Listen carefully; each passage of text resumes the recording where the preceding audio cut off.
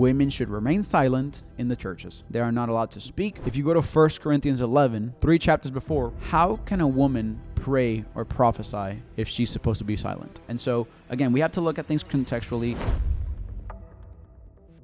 Let's talk about the two scriptures that people always point out to say why women cannot be pastors. It's 1 Corinthians 14. It says, "For God is not a God of disorder, but of peace, as in all the congregations of the Lord's people. Women should remain silent in the churches. They are not allowed to speak, but must be in submission, as the law says. If they want to inquire about something, they should ask their own husbands at home, for it is disgraceful for a woman to speak in the church." That's the first scripture. The second one that is often used to justify why women can't be a preacher or a pastor, it's 1 Timothy 2. A woman should learn in quietness and full submission. I do not permit a woman to teach or to assume authority over a man. She must be quiet, for Adam was formed first, then Eve. And Adam was not the one deceived. It was the woman who was deceived and became a sinner. Those are generally the two scriptures that are used to say women cannot be pastors or preachers. I think a lot of context is missing there.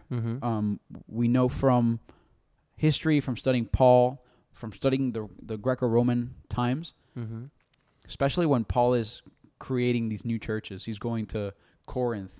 He's going to Ephesus. He's going to these different Greco-Roman cities. There are a lot of cities that are a lot of melting pots, and there's a lot of religions, a lot of cultures coming together. And in one of these, the context behind it is there's women who are entering the faith, the Christian faith, and maybe they were women who had prior positions of authority and power in their religious cults and sects, and now they're coming into Christianity and trying to exercise authority just because they had authority in their old lifestyles and their old religious cults. And Paul's like, no. You come in here to this new way of life, to this new church, that you can't exercise that authority here. So contextually, that is part of what Paul is speaking to here. Right. That there's women who are prophetesses and priestesses in their religions, and he's saying, whoa, we have order in our church. Yeah, and also, historical context matters, right? Like in Greek mythology, there's a lot of female gods, right? There's goddesses, there's Artemis, there's Athena, there's Hera. And I believe that in that context of where Paul says women should learn in silence, I believe, I actually saw it the other day that someone had said in the historical region, right, the region upon which that letter was written to, it was a temple of Artemis was nearby. Correct. Yeah. So there was, and all of Artemis's followers were predominantly women. So it was women prophetesses and women, leaders, I guess, pretty much evangelizing for Artemis and whatever she does. Yeah.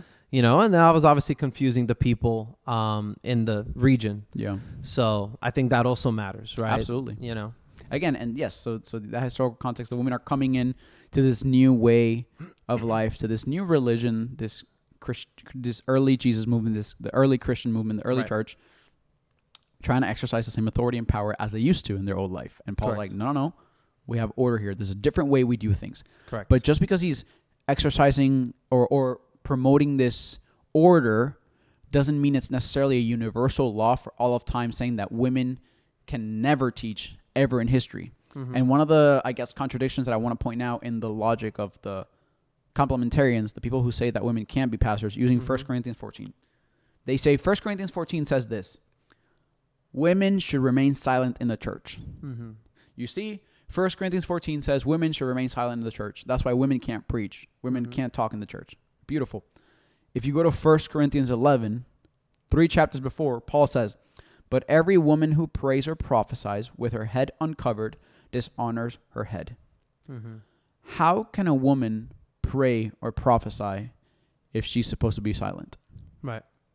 So clearly, when we look at all of Scripture, when we look at Scripture in context, holistically, there's 3 chapters before 1 Corinthians 14, Paul is saying when a woman does pray or prophesy, she should cover her head.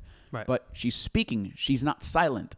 So Paul's assuming women are praying, women are prophesying. Correct. They're speaking. They're not being silent in the church. He's just giving order as to how it should be done. Correct. And so, again, we have to look at things contextually.